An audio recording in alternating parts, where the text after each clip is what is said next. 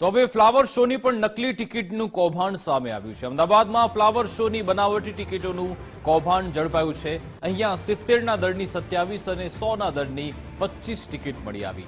Online ટિકિટનું વેચાણ બંધ થાય પણ નકલી ટિકિટો આપતા હતા। ફ્લાવર શો જોવા આવેલા લોકો પાસેથી નકલી ટિકિટ મળી આવી।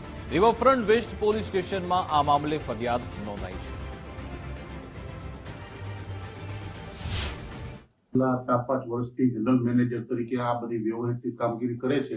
એમને આવતા એમના તાબાના કર્મચારી સાથે જઈને ચેક કરતા આ બાબતે પ્રાથમિક દ્રષ્ટિએ જે એજન્સી જેને છાપવા માટે આપેલી હતી એમના દ્વારા કે એમને જે માલ સપ્લાય કરેલ છે એમાંથી કોઈ જગ્યાએ અજાણ્યા માણસોએ મેળવી અને ઉપયોગ કરી અને એન્ટ્રી ગેટ માટે મળી આવેલ હોય, જેમાં અમદાવાદ મ્યુનિસિપલ કોર્પોરેશને આર્થિક રીતે નાણાકીય નુકસાન થવા પામેલ હોય, જે એમને કામ સોંપવામાં આવેલું હતું એજન્સીએ કે એજન્સીના માણસોએ અમદાવાદ મ્યુનિસિપલ કોર્પોરેશન સાથે વિશ્વાસઘાત અને છેતરપિંડી કર્યા અંગેનો ગુનો સાબરમતી રિવરફ્રન્ટ વેસ્ટ પોલીસ સ્ટેશનમાં પોલીસ ઇન્સ્પેક્ટર દાખલ કરી અને તપાસ હાથ ધરેલી છે।